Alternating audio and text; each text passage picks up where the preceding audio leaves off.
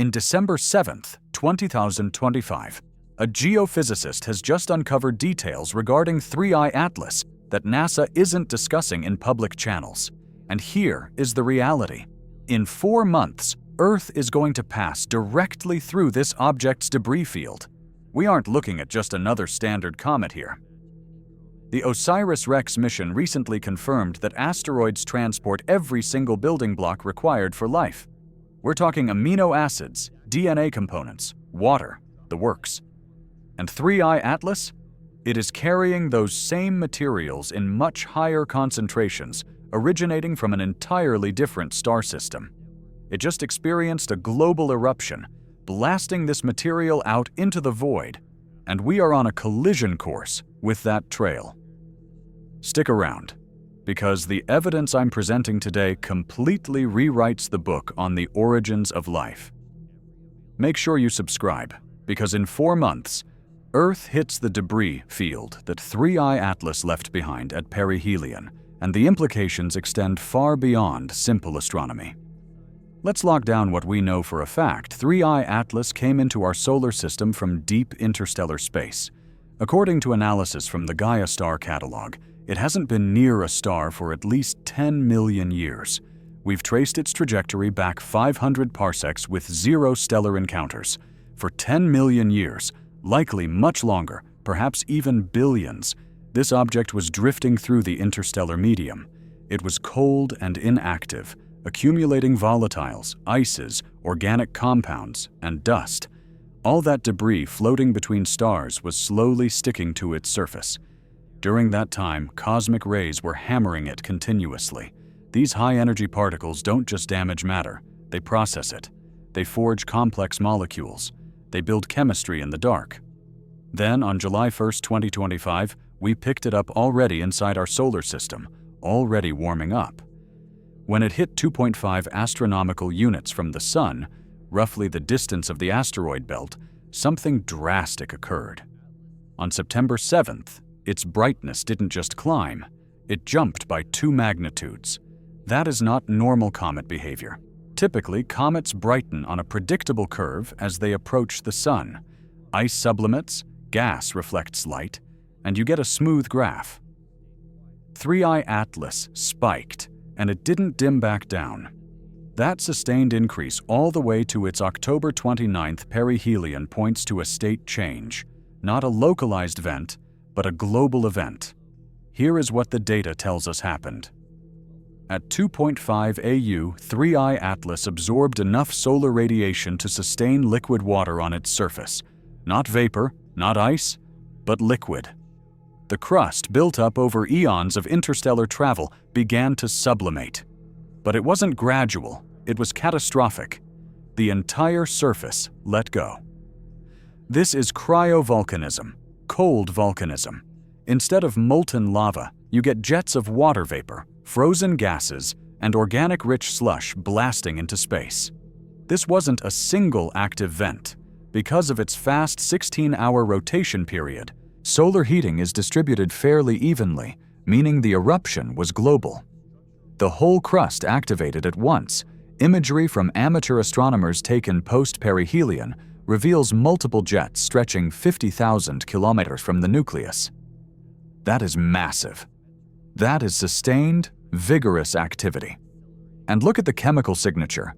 High carbon dioxide, high carbon monoxide, a lower water ratio than our local comets, and a heavy presence of nickel.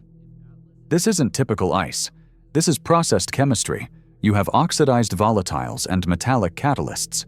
When you mix water, iron, nickel, and carbon compounds under the heat of the sun, you trigger specific reactions.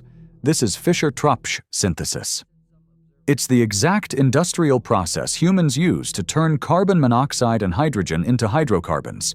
Except here, it's happening naturally, fueled by solar heat and catalyzed by nickel-iron surfaces.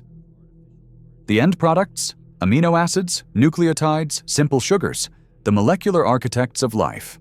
Now here is why this is critical right now. In December 2025, the OSIRIS-REx mission just published new results. They broke down samples from asteroid Bennu, a B-type asteroid native to our system. It's relatively processed and exposed to radiation, yet they found everything. 14 of the 20 essential amino acids, 33 total amino acids, glucose, ribose, the backbone of RNA, and all 5 nucleotides that make up DNA and RNA, plus liquid water locked in mineral structures. Keep in mind, Bennu is a B-type. It's less organically rich than D-types and less pristine than trans-Neptunian objects. 3IATLAS is spectroscopically similar to CR carbonaceous chondrites, the most primitive, metal-rich, organic-laden meteorites in existence. They are rarer than Bennu's class, less processed, and more concentrated in the exact materials that drive prebiotic chemistry. If Bennu, a relatively depleted object, holds all the building blocks for life, what is 3IATLAS carrying? Almost certainly higher concentrations, more complex molecules, and possibly chemistry we don't even have analogs for because it formed under the conditions of a different star. And it just erupted globally, throwing that material into the cosmos. There is another piece to this puzzle that is truly remarkable. When you have iron-nickel metals corroding in liquid water, you get magnetite, Sv3O4, the most magnetic mineral found in nature. This isn't a guess, it's documented chemistry. You find magnetite in carbonaceous chondrites that have seen aqueous alteration. 3IATLAS has the right recipe: high nickel, high iron, and confirmed water. The solar heating is triggering reactions, which means it is likely generating magnetite right now as the surface materials interact. On Earth, magnetite deposits generate regional magnetic fields. On Mars, ancient magnetite is proof of past water.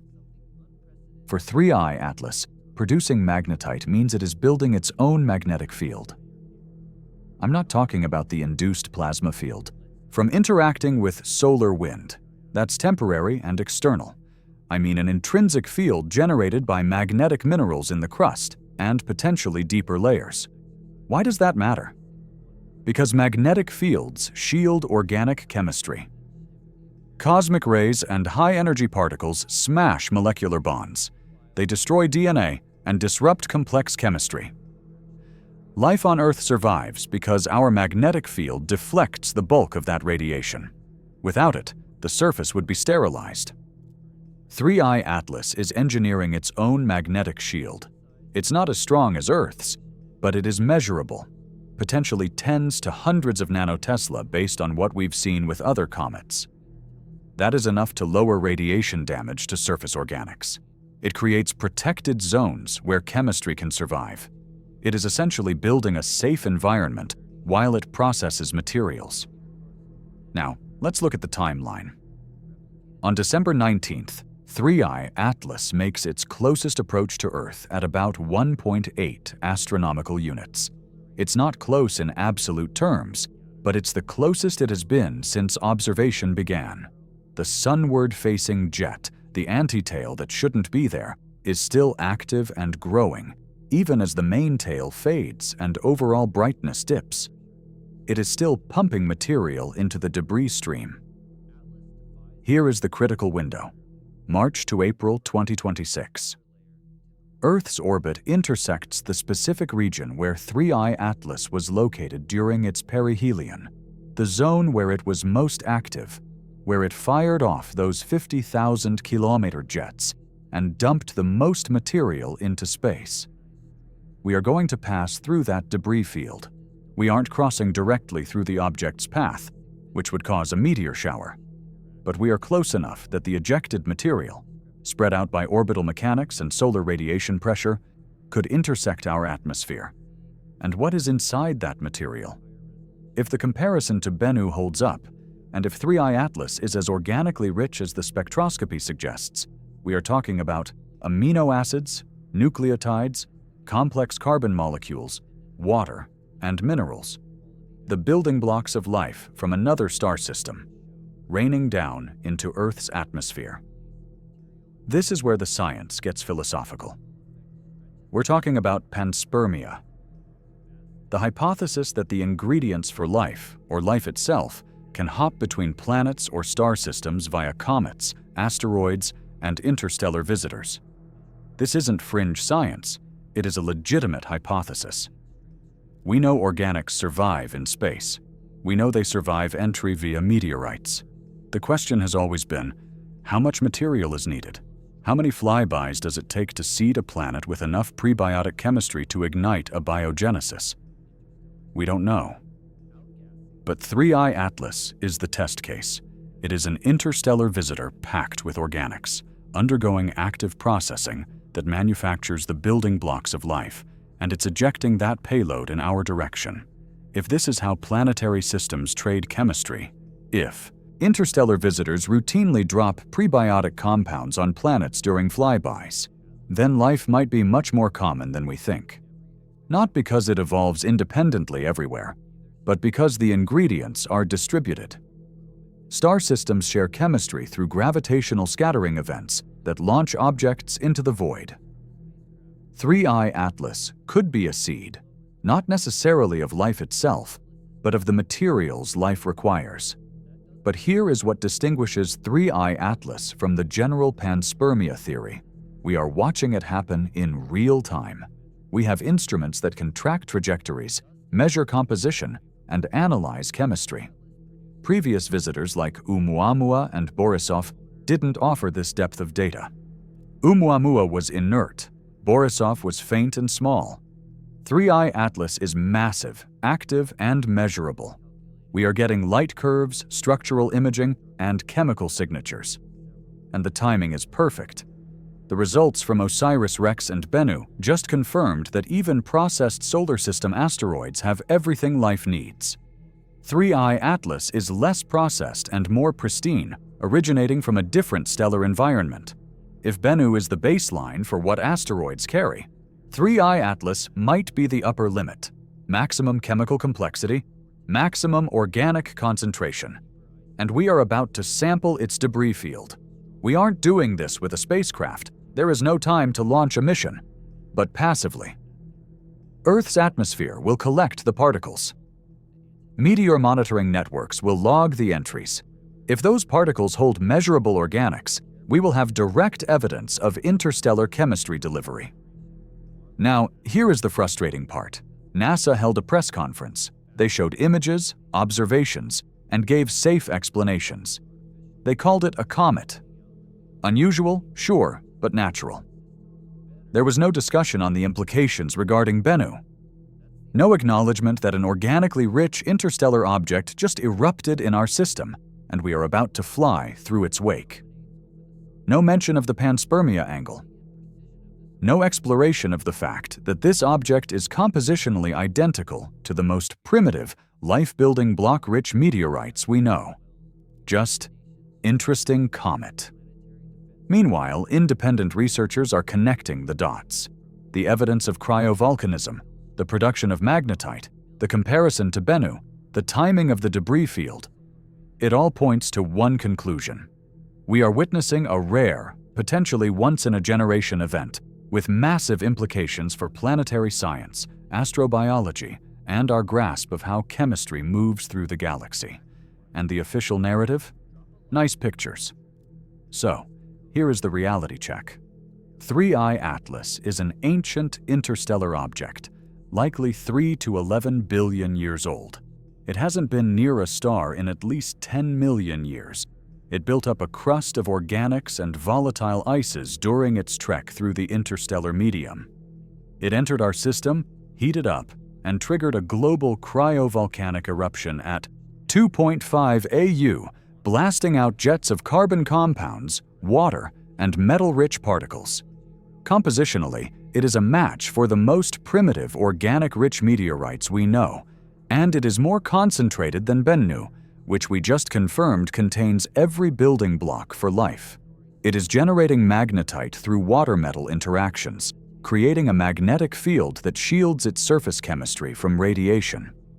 And in March and April 2026, Earth passes through the zone where 3IATLAS dumped the most material. We are going to sample interstellar organic chemistry directly and passively. Whether that material is complex enough to be called prebiotic.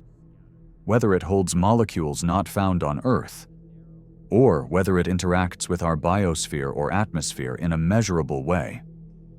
We don't know yet.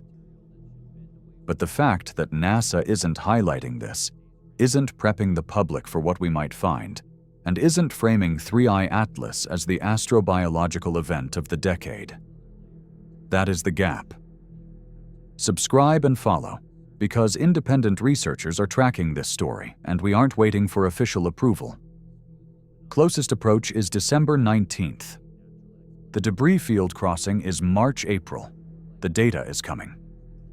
Whatever 3IATLAS actually is, a comet, a seed, an interstellar chemistry factory, it is giving us a look at how materials travel between star systems.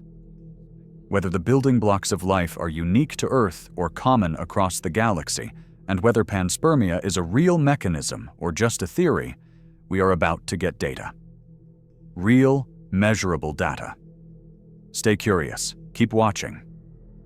And remember, the most significant discoveries often come from the people willing to ask the questions the official narrative ignores.